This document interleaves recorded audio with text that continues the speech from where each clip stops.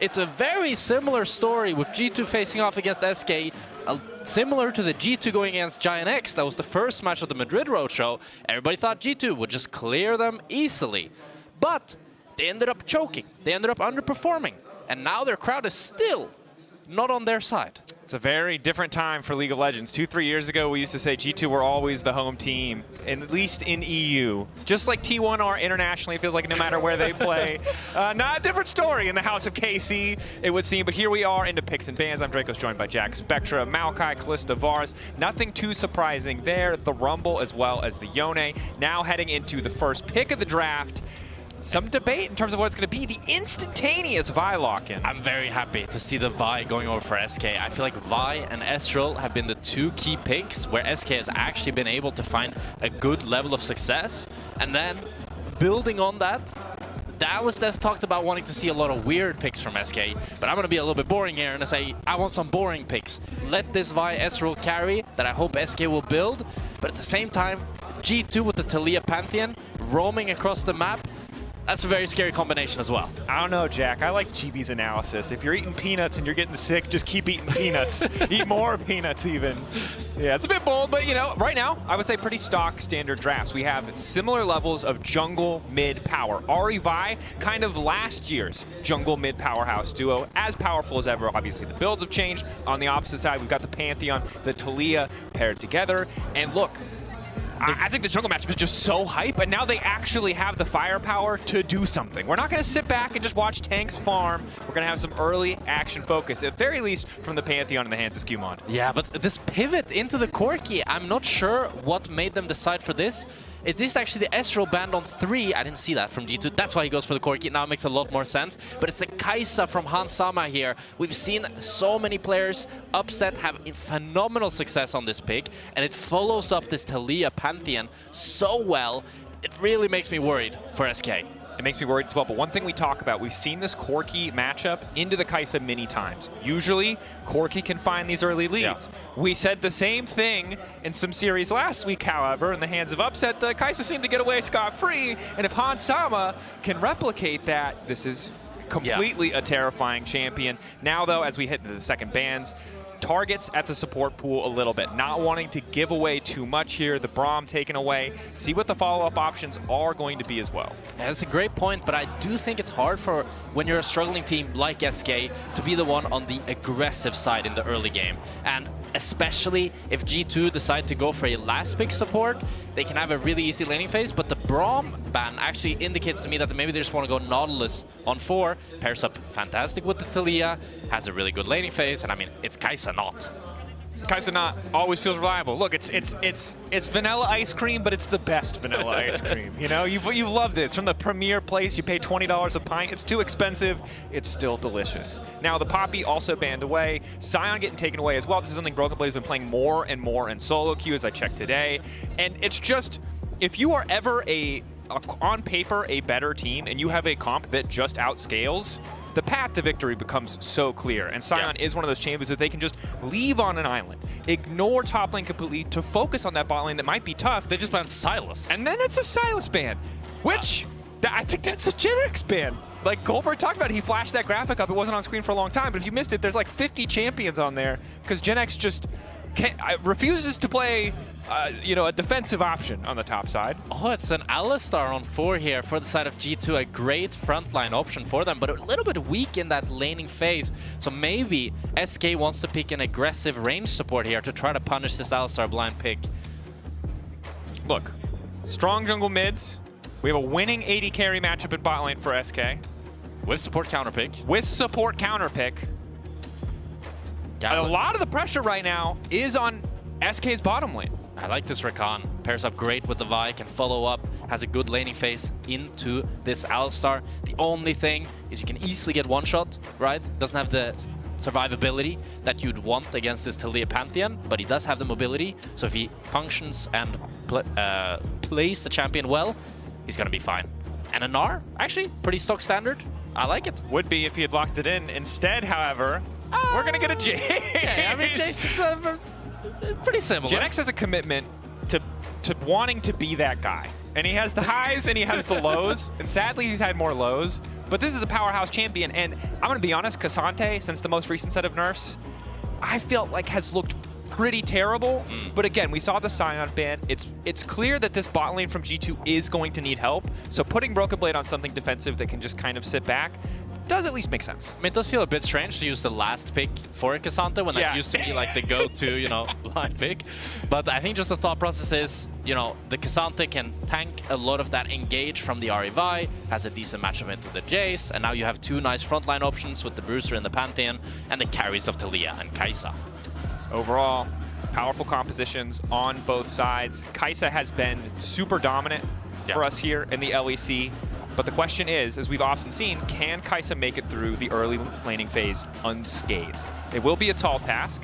And for SK, a reminder that this is a tough matchup. This is a tough situation that they find themselves in, because while losing here doesn't eliminate them with certainty, it lowers their chances significantly. If they go 2-0 this week, and we'll have a graphic to show you the specifics later, but if they go 2-0 this week, they have a 75% of scenarios, they have a tiebreaker. In 25% of scenarios, they're in already. I think already that, to me, is like insane. We're in the last weekend of the regular season, and still every team can make playoffs, and they still have their fate in their own hands. Yeah. Pretty much. You know, at least they get a tiebreaker to secure themselves that. And that, to me, makes this whole weekend so cool. You have a reason to watch every single game because every team can do something. It's not like you're watching it like, oh, it doesn't matter. Yeah. As an update, the draft completely valid, but there was a client issue. So we will be remaking picks and bans off screen, I believe. Everything you saw on screen is correct. It will go through, but they need a bit of time to remake and redo Champ Select. It's a good point. The downside is about that whole point that you need to win. What is it you need to win? But in an interesting twist of fate, as much as we would like to be like SK, the underdog story, they're here, they're at the road show. If they win this game one, BDS and Rogue are immediately eliminated. That's true. Whatever couple remaining scenarios are gone. And that's the other thing about this week, is that for teams that have played all of their games, right? You are at the mercy, if you've not already locked, of the teams around you. So if SK fans think they're big SK fans, they're going to be fighting neck and neck with, you know, BDS and Rogue haters for this one, because it's not the G2 fans they need to be worried about. Oh no, no, no. It is the haters who are preying on an SK downfall. I'm really scared of the Rogue fans, all five of them. How dare you? You're gonna have to make a statement to explain why that wasn't flame and it's not what you meant.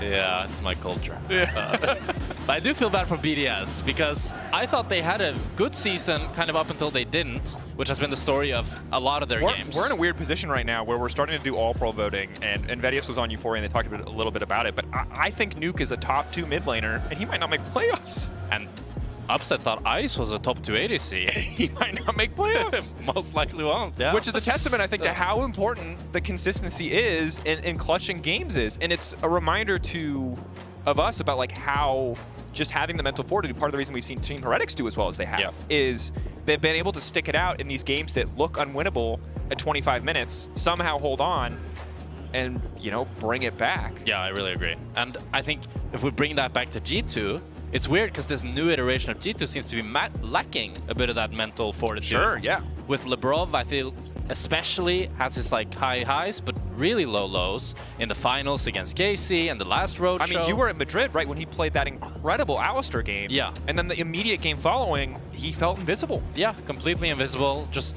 lackluster, and the consistency is really what you want from G2, a team that has never failed to make top 4. And now we're asking, can they make playoffs? Well, the good news is a win does get them there. So they got the easy road after for this brief moment before any games have been played, every narrative is we can just drown you in narrative. I know what you're hoping for. You're hoping for gameplay, and we are doing our best to get you in the game as quickly as we can. But in the meantime, you're going to get just a lot of narrative. Little kings, little legacy, little dynasty.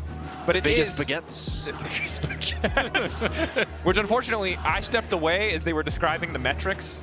I think it was based on aura. So. Aura? Yeah. How do we track aura in game? I don't know. Gameplay, I guess. Gameplay. I mean, I think Hansama with the Kai'Sa, that could be a pretty big Hansama with the Kai'Sa into a losing matchup, with a losing support matchup. That's a lot of aura. Yeah. But I think also touching on that, the Kai'Sa and the Corki, I think one thing that happens there that's quite interesting is a lot of time is you have a champion that struggles in scrims, but then the on-stage performance is buffed in the sense of Kai'Sa because you're not getting punished like you would in scrims. Yeah, 100%. While with Corki, the champion has 35% win rate in every league because it probably does pretty well in scrims, so people are still picking it. But then in officials, you don't get that lead that you want. You don't get the snowball rolling. It reminds me a lot of MF, right? It's these super dominant champions. Lucian's another good example, where it's like there's these champions that snowball and they just win hard. Yeah. And in the games where it's a 30-kill game in 15 minutes, these champions feel like the greatest champion ever made. Really OP, but then people chill out a little bit on stage, or maybe they're nervous, and They're suddenly... just farming minions and it's 20 minutes and it's like, wait. My champ's useless. What do you mean I'm not 6-0 right now? This champion doesn't do any damage if I'm not 6-0? What are you talking about? Yeah. Yeah, well, you guys can't see it on your screen, but we can see they're speeding through the draft remake right now, so we'll try to get in game as quick as possible. Should just be another minute or so. Vroom. Is that your fast? Race car. But I do like SK's draft overall. I think they have really good tools. Rakan, Vi, Ahri. If there was a draft for them to play nice, proactive League of Legends, it should be this one. 100%. And I think that this is in front of a French crowd. You gotta hope the players are gonna be energized. Yeah. You gotta hope Boukada's feeling energized. I mean, imagine the same is true for SkewMond and Hans. They are winning in the quantity of French players department, but Boukada's got that history. Boukada's coming straight from K-Corp Academy after having won the French League with them. Surely he has to be feeling pretty good. Also, Boukada's story is one of, like, this guy has been around, like, essentially since 2018 grinding tournaments. He's been in and out of Div 1, went down to Div 2, got back up to Div 1 LFL, now has made it to LEC. Like, this is a guy who's fought tooth and nail to be here. Similar to Keduii, to be honest. Similar to Keduii as well, right? Both these players who a lot of people wouldn't or didn't initially want to give a shot to, making their way into this league on SK, and with the potential to, they're not going to knock out G2 here, but they're going to make the weekend a lot scarier for G2 because they play KC tomorrow if they win, and they're going to knock out VDS and Rogue, like crazy position to be in. And look, we saw how good that momentum was for GX. Need to see if SK can do the same thing. Yeah.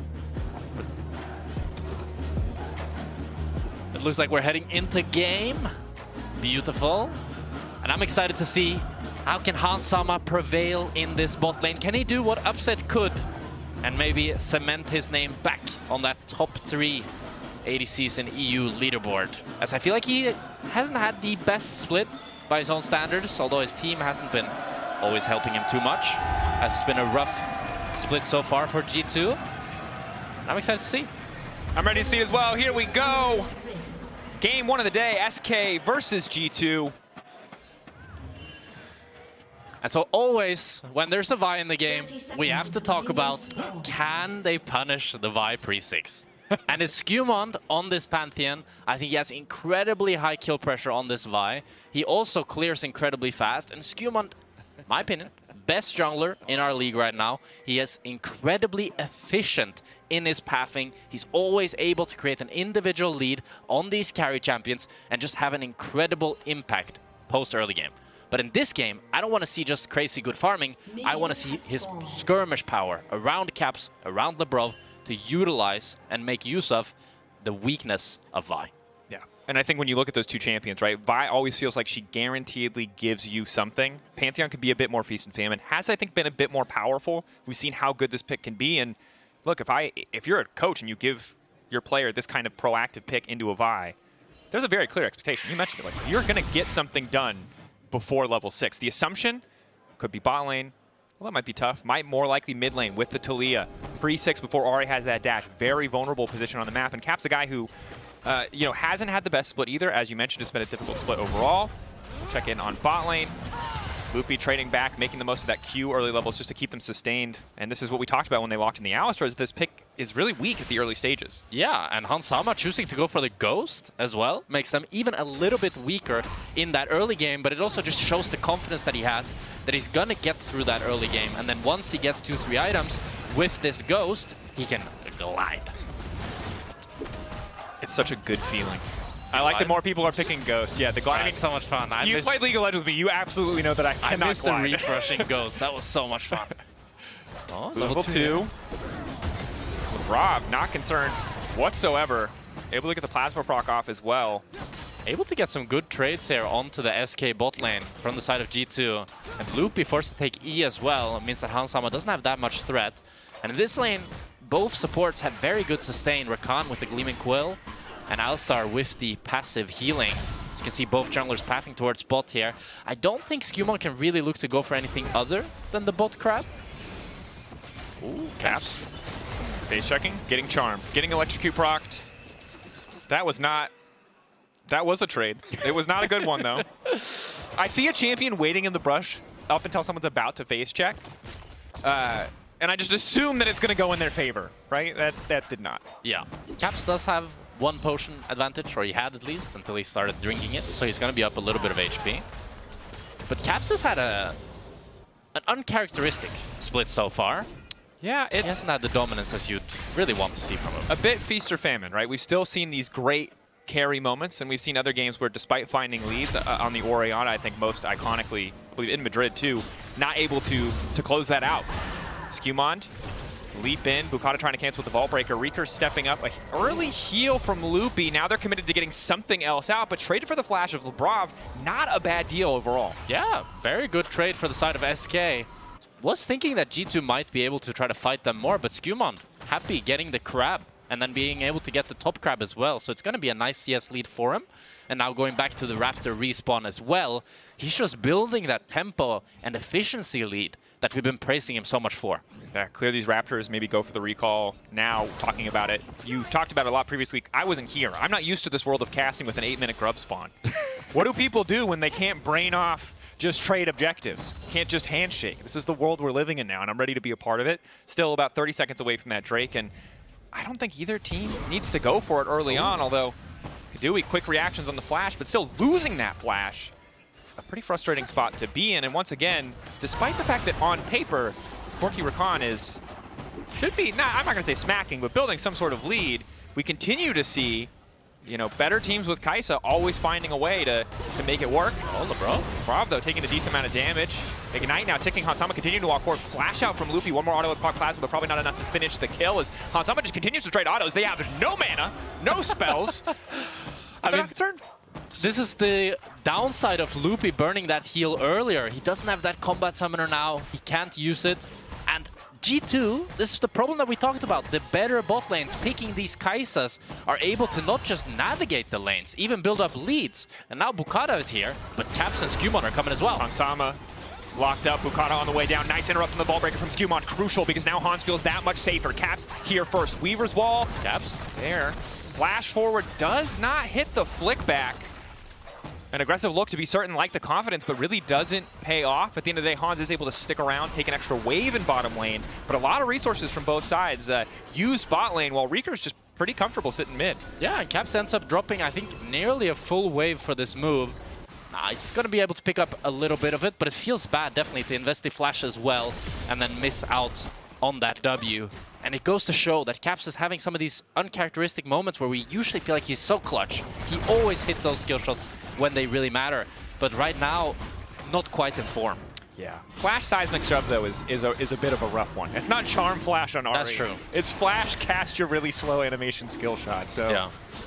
We'll see how it progresses as we go through. This is just one best of 3, but it's best of 3 that could qualify G2 immediately to playoffs. No more worrying about tiebreaker scenarios. Instead, you can worry about seeding and where you'll finish in that regard. Ooh, SK here looking to zone out G2 after they took this dragon. Labrov has no flash. Ooh, nice W. Good use of the Gromp. Nice escape path. Yeah. SK, unfortunate, they're a bit late to the objective. Yeah. Playing for, you know, escape kills, but good escape. Ooh, and Hansama is going the AD Kai'Sa build. Oh, you're such a hater. I'm a hater. I'm a hater. I can say it with my chest out proud. I don't like it, but... Why don't you like it? Explain. Because we've had this conversation 50 times, but just share it with the class one more time. It has a very good first item power spike with the BF and with the Yuntal. But then once you get 2-3 items, the AP build starts to heavily outscale as you do a lot more DPS. You can poke with the W. The biggest upside of going crit is when you're really heavy AP, but when you have the Cassandra and you have the Pantheon, I think you can allow yourself to always go that AP build. And as we've seen, Upset with the AP build just pops off on it. But when we saw Hansama with the crit build, if you're not able to consistently auto-attack, Kai'Sa is 525 range, and she really, really struggles. It can be tricky, especially getting into melee range of a Jayce, and especially one such as GenX, who's doing pretty well for himself right now. He does have a solid matchup. VP did sort of counterpick himself for the early laning phase. Now that we're post level 6, once he gets a reset, maybe it'll feel a bit different, but already stacking a tier, already stacking a coal, holding on to a 400 gold lead right now. Some of this is expected. Jayce has a range advantage. He's supposed to win early, but need to see now if GenX can keep that snowball rolling, get an even bigger lead for himself, maybe put some pressure on Broken Blade, because now that Broken Blade made it past the early lane, he doesn't seem too concerned. Yeah. And I think that's a great point, and it kind of brings me back to the Kai'Sa point. It's like, it's a hard game for Kai'Sa to auto-attack up against the poke of Jayce and Corki, and then you're not really going to be able to auto-attack the Ahri or Vi either with how slippery they have and how much engage they have. So it's going to be... I'm really having my eyes on Hans Sama, seeing how he positions in these team fights with the Ghost, and how he's able to pilot this AD Kai'Sa build. And again, this is all on paper, the theory. We'll see if it comes to life as Labrov cheeky ignite there. the laughing emote. As it looks like the Grubs are going to get taken down to the end. All three for the side of G2 getting those spawns.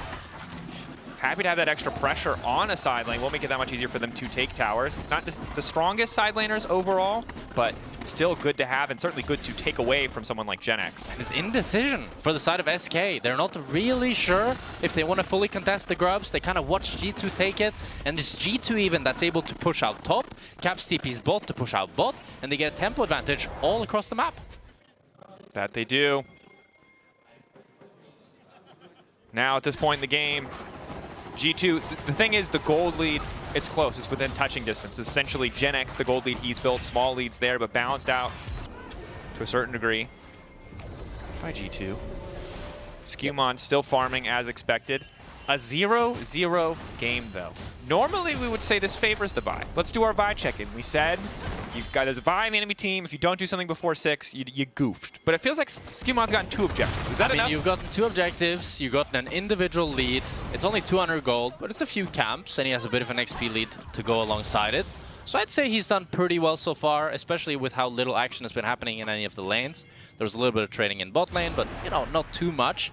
So he hasn't had too much of an impact on the game so far, but now, after unlocking level 6, you have the Pantheon ult, you have the Taliyah ult. I really want to see them utilize that to move to a side lane and just jump in together. Yeah, and you did see Caps hovering around that Scuttlecrab point, knowing that he could immediately all bot lane. Labrov on a bit of vision here with SkewMond and Hans Sama to cover.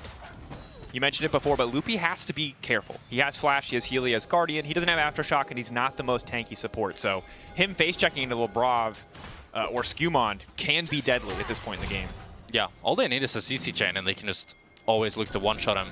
Even when he gets that Mer Treads, when he gets a few more items. Rakan is just a champion that never gets too tanky. Yeah. You always have that one-shot win condition. Ooh, that's Caps here. Finding out firsthand what a buy can do. Instant combo. They just point and click him. And Caps was on a ward. He was on a ward, but he didn't know. He wanted to look for the flick back onto FLICKR, but SK had the know, and they just dive onto him. And this is the inconsistency we've been seeing from Caps. To be fair, I guess you're just looking for a little bit more support from SkewMond at that point, but you have to be incredibly careful about face-checking against this duo, even more so than the Pantheon Taliyah. That immediate, reliable point-and-click engage. And that's the proactivity that we want to see from this SK draft. They have great pick tools. Keep looking for this. Every single Vi ult, every single Ahri ult, they should be looking for turns to try to pick off these carries off the side of G2. And what was once the 200 gold lead has now shifted back. Some gold picked up by FLICKR. And the thing that I'm keeping my eye on as well is whenever you have one of these pick-focused compositions for either side, breaking that mid lane tier 1, knocking towers down, opens up so much space on the map for you to play and makes so many more area parts of the map risky. Checking in bot lane though, Broken Blade's done a decent job of weathering the storm. GenX is essentially plateaued at this 300 gold lead. I think the awkward thing about Jayce is you're so good in the kit department, and then you buy Cole tier, and it's correct. And he's scaling. He's for sure scaling, and Jayce is a champion who scales well, unlike the yesteryear points where it used to just be more about the lane. But it does feel a little bit sad that you're like, I am bodying you in lane, I will immediately invest in my future. Yeah. Sometimes you want to ball out. I understand the crypto's appealing, but like buy yourself a latte, you know, have a good time. Loopy here, clearing some vision. G2 still have control of the river, but now Boukada's here. Doesn't quite have the ultimate back and available. Probably has that in around 10 seconds. Keduii has to be careful. Flash barrier available though, should be okay. And what you're really looking for with this Corki is to get this Trinity Force to actually start to pounce on this early game. And the same for Reeker as well now.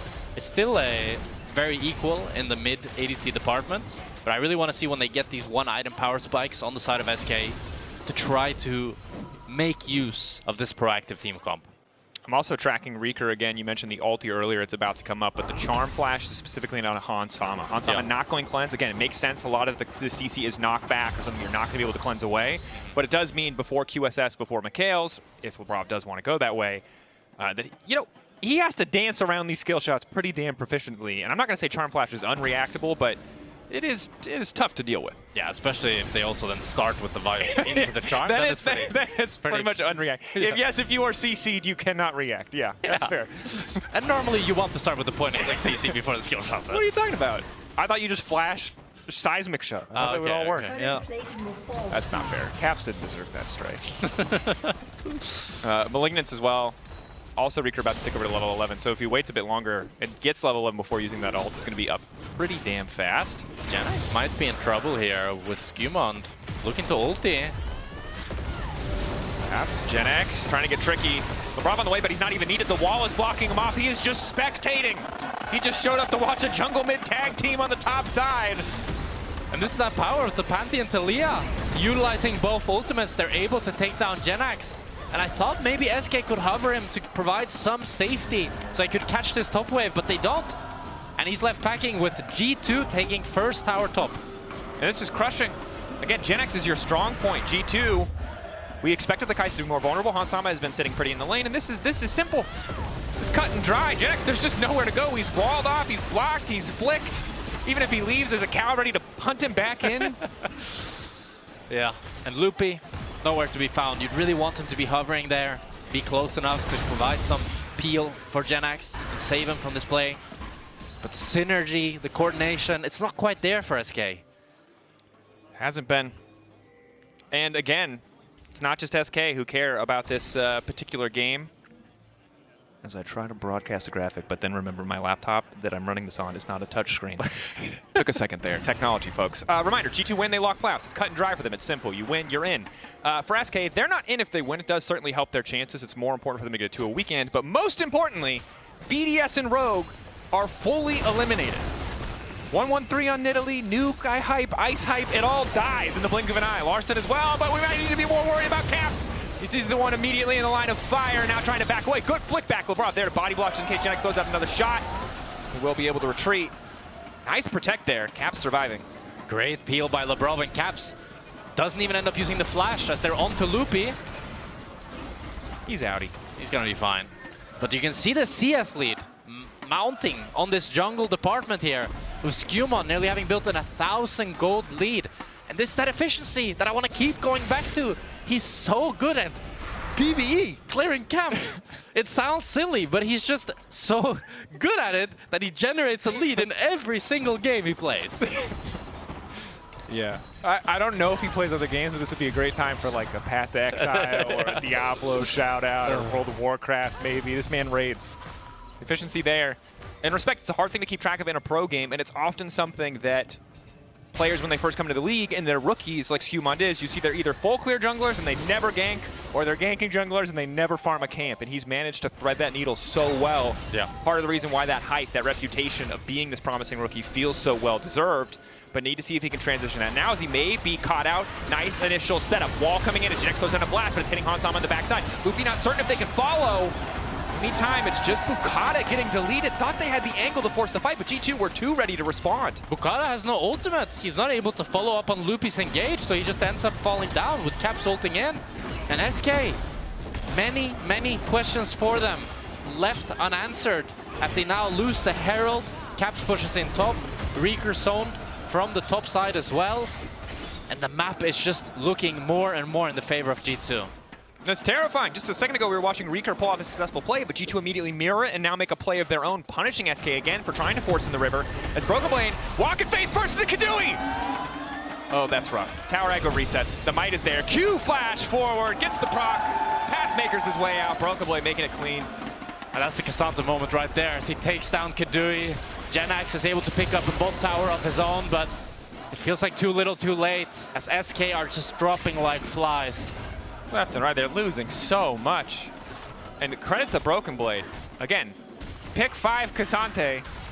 Not something anyone, I think, in the history of League has been super jazzed about, but weathers the storm of the lane phase, gives up no kills, but focusing in on this play, you can see why they think they have the angle, but it just disappears so quickly. Yeah, with the TP coming in from Broken Blade and the ulti from Caps, and Boukada lacking that crucial ultimate, doesn't have any tool to actually lock down SkewMond, and they just don't have enough damage. So now SkewMond looking for FLICKR. FLICKR, Charm, initial burst. Aegis Assault still there, though, to block follow-up damage. SkewMond manages to sidestep. Now the ult is finally there, but it's a little bit too late. Loopy retreating, trying to protect the team. Boukada in the midst of the fight. Gatling gun poking a bit for Keduii off to the side, but he doesn't do any damage! Broken Blade just getting tickled by this Corki! Now maybe he can escape. Q3 ready to go. Charm, they have so much CC. Now going unstoppable. Pathmaker. Such a balanced ability, but SK have the damage to get that one done. And it's such a close fight, and SK are the one able to pick up 1 kill as Caps fights with Genax on one side and SK and G2 fight on the other. And maybe SK can now pick up the Drake. Nice backstep from Loopy, dangerously close to going down there. TP in here from FLICKR. It looks like this Drake will be going over for SK, and first signs of life for SK in this game. I mean, good luck. This time they had the cooldowns. That was a bit of the difference. Broken Blade riding high, I think, after that solo kill, but still has to be careful. You can see early Last Whisper coming in for Genax. He knows he needs to hurt this tanky member. You can see here in this fight, it starts off with SkewMond face checking onto FLICKR, but he's tanky enough that he can survive until Labrov gets there to start CCing, while Caps is fighting with Genax up at the top side. There's also a fight here with Hansama being quite late to join, which ends up being a bit of the difference maker for G2 not being able to continue pushing forward. Labrov then is forced to flash out, and G2 are forced to be on the defensive, as Hansama is not able to do any auto attacks or assist in the fight whatsoever. Okay, so on the one hand, it is proving your point about the AD Kai'Sa build, but I don't think AP Kai'Sa out of one item doesn't have 3,000 auto range. There's no scoped weapons here, so he wouldn't have AP items yet. Yeah. But if this was at 30 minutes, but this is the this is simplicity of League of Legends. It's like if you're uncertain of how a fight is going, if the enemy team has more members, they're probably going to win. Yeah. Even when G2 had moments ago a much more notable gold lead, although still about 1,000 in their favor. Gaining a bit of confidence here as they push into mid lane. Labrov and Loopy trading blows. Otacon now spawning on the top side as the Herald does get summoned. Mid lane likely to break, and this is big if G2 can get the necessary damage down, and they will. And Otacon being up as well, G2 might just look to pivot into it. But they're taking some poke here. Hurting them out. Loopy, the flash over the Alistar! It's clean! Boukada now falling over to Hansama off onto the backside of the fight. SkewMond desperately trying to escape. Ulti out from Hansama. He's still living for an extra second, but Boukada finds the kill. Genax now involved as well. The Jayce hitting hard. 2 dashes left for FLICKR. Ready to follow, ready to go over the wall. Charm not gonna connect. Nice sidestep from Broken Blade. That's the clean footwork. SK backing away, but getting the bot lane of G2. Broken Blade wants to continue going, it looks like. That's no, I got a little bit too excited there. He backs off, but SK are continuing to show signs of life in this game. They get 2 kills onto G2 with an amazing engage from Loopy and great follow-up from Boukada. G2 nearly peel back enough, but it's not quite enough. And this is the struggles of playing Kai'Sa in this game. Enemy team has so much dive, despite the fact that you have the peel, you have the flash, you have the ghost, it's just not enough. Loopy starts off here, he flashes the Alistar W and gets a great Rakan ult W. Boukada follows it up, SkewMond tries to peel him alongside Broken Blade, but it's not enough. And Labrov ends up falling as well. It's nearly a continuation here. Maybe if FLICKR hits this charm, they could have done more, but it's still 2 kills onto G2. Look back good, Genax is dead. Hey, Genax! Woo! And that's a caster curse, folks. We praised them, they had a great fight, and it immediately starts to crumble, although Broken Blade getting chunked out here. Loopy is moving. 2 item FLICKR, they can eventually kill him. I just don't know if they have enough time. Oh, be ready. Is ulting in here. FLICKR now dashing out. Loopy might be the one in trouble. Caps versus Keduii off to the side. Loopy now frontlining FLICKR, backstepping to give his support a way to escape. Caps going golden for a second. Labrov ready to go for the wall. Labrov fighting initial engage again, just getting dashed around, trying to use the minion to escape. Keduii already down, traded for Labrov, so positive for G2 in the end. And G2 ends up splitting there a little bit as 4 members go into Keduii, but Labrov wants to continue going, so he ends up falling down as well. Don't think it's going to be any sort of objective take for either team, as it's just developing into a little bit of a fist fight. Big fist fight. G2 still winning out in gold though, and the K'Sante is going to be a problem for a Keduii in a lot of these fights if they can't find a safe position for him to fight from, which has just not really been the case in the last 2 instances. It's a hard game for both ADCs. It's a pretty rough game for ADC. Yeah. Yeah, the Pantheon and Vi are kind of just nightmare champs right now. Yeah, Caps ulti's in here, gets onto Keduii, flicks him back. Loopy buying a lot of time against the G2 members, but Keduii is in no man's land. He still doesn't have flash up. What's he gonna do? He's just a little Corki. Ends up falling down while Labrov is on the other side of the fight and falls down as well. Good trade. Good death, as it were. Good death. 1 for 1. Probably not ideal. Probably could have chilled a bit once they knew that they had the first kill in wraps, but I understand the thrill. The roar of the crowd, the yearning for blood. Okay, set up here now. You can see Broken Blade continuing to push bottom side. Armor penetration second, good for Gen X, but he still just needs too much friggin' time bot lane, and he doesn't have good info on G2, so he's forced to back away from the tier 1. As FLICKR, again, fishing, good reaction on the Aegis assault. Follow-up knockup, not going to connect, and now it's Loopy who's been pushed away, forced to ult a bit early as Caps waiting over the wall just in case. So Rakan ult burned in exchange for Ignite, in exchange for very little. It feels very indecisive for SK as they're looking to go with FLICKR, but Boukada doesn't really want to follow, and Keduii is not there either. And doesn't end up losing them too much, but they really need these ultimates. A bit awkward because I think they could have taken mid lane tower. I didn't see where Keduii was. I wasn't sure if he was opening mid or if he stepped aside to take Raptors or clear vision, but they had a full wave that just got deleted to that tower, and all it would have taken was a single auto finish it off. But I guess just really respecting the semi-global potential that Caps and SkewMond bring to the table. Hansama as well. If a single member of SK mispositions, it's a tough game. And now it feels like a game of for G2 of, this is kind of harsh, but spot the enter, right? Who oversteps? Who's too far? I mean, now it's really hard for SK to enter. G2 has full control, and with... Actually, Ahri has the ultimate back up. This is Power Malignant. Maybe they can try to enter through bot side here. Loopy in the pit. No ult EQ3 ready for Broken Blade. Looking for the pullback, but it won't connect. Some poke from Gen X, but not a ton. Drake getting lower. Both teams tied at 2-2. Not much of a fight here. SK can try and play around that bot lane wave, but they have no control over the top side of the map. Both vision and waves not in their favor. So but SK have to base here, and G2 could just look to go for the Atakan. Actually decide to not go for it with Caps TPing up top. I thought they might just look to rush it, but they're happy just pushing in top and getting a tempo advantage that way. But puzzling plays here from SK. They really want to contest the Drake, but they don't quite know the how. Also, remember that they don't know anything about Otacon right now. So that's why we see an immediate TP back to mid lane for FLICKR, is because they still have not got vision over the pit. They will finally see that G2 are not on it. But one of the things we forget as spectators is SK just couldn't see it. And now they've overstayed, assuming that G2 had fully reset, and they did. It was just about 30 seconds ago. Boukada caught out, channeling. Maybe the Baron isn't leashed. And this is not going to finish the job with the TP now coming in. Broken Blade has arrived to the party. The party might already be over. Charm there. I think unintentionally perfectly timed as he canceled the Pathmaker? I'm not sure.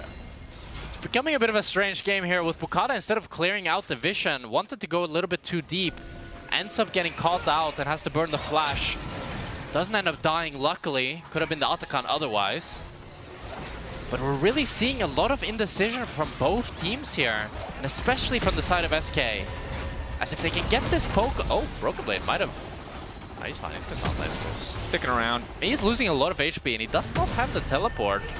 This tower is living. It will finally die. The minions... SK didn't want to steal the credit. Didn't want to steal the glory. Minions will finish that one. Boukada. FLICKR pushing up top here as well. So they're able to get now 2 towers, mid and top tower, with Broken Blade being forced to base. Although G2 get full Nash control in return. Yeah, and we are approaching a 3-item Taliyah, a 3rd item for Pantheon as well. He's going to start to feel unkillable, assuming that is the Unending Despair. And IE for Hansama. The question remains, you brought it up earlier, so I'll remind people, can he auto-attack? Can he auto-attack? Yeah. We'll see. I think it's a hard game to auto-attack. I also think Zonius would be really poggers. It is really poggers. Why Riot and Vi? Hold that thought. Aegis Assault goes in. FLICKR looks to the fall. Labrov now trying to disengage. Decent damage in. And SkewMond is forced away from the fight briefly. But Keduii now locked up. And G2 has way better follow-up damage. The flick back not going to connect. Keduii burning down to the Ignite. Labrov grabbing that kill and Caps. Now on the chase is Hansama. A killer instinct. Determined to find it. Flash forward. Flick back once again will not work. But Hansama, he can auto-attack, baby. He's auto-attacking left and right with the Ghost. My goodness, Hansama getting damage in, and you love to see it. But SK, we're full sending it on a Pantheon. He's tanky. He has the E up. You can't kill him. And that's Nash for G2. That sounds like coward talk to me, Jackspectra, but maybe it's also winner's talk and good analysis, because you can see here how... I thought for sure they would look to send it on to Caps or Hansama always, but they try to burst down SkewMond, but he flashes out, and it's a great flash from Labrov to knock up Keduii, then stun him right after, and then Hansama, he goes God mode, dashes the Recur Charm, gets 3-4 auto attacks in, does a ton of damage. Beautiful. Good stuff. In the meantime, Audicon also going down in favor of G2. Big boon to have, most certainly. 4.6k gold lead, and perhaps SK were just in a position where they felt like they had to send it. They had to get an advantage. They knew third item was around the corner for Hans. They just wanted to force a fight, but the fight they forced was a bad fight and has only put them further behind, and this is where things start to look grim. Yeah. Ahri not known as the big late game scaler. Jayce can hit like a truck if we get later, but it's only going to get harder to play this game because Hansama, when this kind of lead, gets to sit back and take his time as Broken Blade feels pretty unkillable. Ahri does true damage, but the only truth is she did. Yeah, he feels pretty unkillable. He looks pretty unkillable. I think he is pretty unkillable. Pretty unkillable. And he takes down Recur, and now it's Rabadon completed for Caps. Infinity Edge for Hansama. You have to feel that it might just be it for SK. I don't have to feel anything, but I do feel like this game is over. I do. This is it. So you do feel? I don't. Yeah, but you said you have to. I mean, I don't You have might to. have to. I might have to. It's probably correct to feel that way. You might be compelled. I'm certainly compelled to feel that way. Hansama and G2 walking in. Baron down as well, of course, in the previous exchange. So it's only... They get the double super buffs. They're short at Elder, but I don't think this game is going to Elder if they have anything to say about it. Would be crazy if it goes to Elder. They're on the way out. I think they're going to get third Drake. Yeah, I mean, it would have to go pretty long to go to Elder. Have to go really long. Yeah. That would be a good sign for SK, I think. It would. As SK, it doesn't look like they're quite willing to drop this Drake here. Kind of sticking around. Recur has TP. This is a rough contest, though, because, again, if you do anything other than more than just kind of wander in and see if you can get a flash, you could just lose the game right here. Midway pushing in with supers already for G2. Oh, no. Broken Blade off to the side, again, relatively unkillable. On the flank, nothing that SK can do. They need to try and find an angle. Caps now on a killing spree. Labrov going in, finds the two-man fall from SkewMond there. Hansama charmed for a second, but now he just gets to rain hell down on those backliners. SK wanted a third Drake. It was not a good choice. And G2 showing why they're still a top team. Roadshow be damned as they take down all of SK, and they're taking down the Nexus alongside it. Impressive stuff. Early game, the lead for Gen X didn't end up mattering. The counter pick for bottom lane did not end up mattering. G2 weathered that storm, found better plays, found better fights. Now SkewMond and Hansama. SkewMond building that individual lead, and Hansama great team fighting that really brought it home for G2, taking the series 1-0. Incredible stuff. Ending on a 10k gold lead. That win in front of a crowd. Feeling good. Yeah. Must feel great to be SkewMond, you know, in front of your nation and performing beautifully. Very nice. Yeah. Good stuff from G2. We'll see if SK can fire back in game 2. In the meantime, we're going to head to a quick break. Don't go anywhere.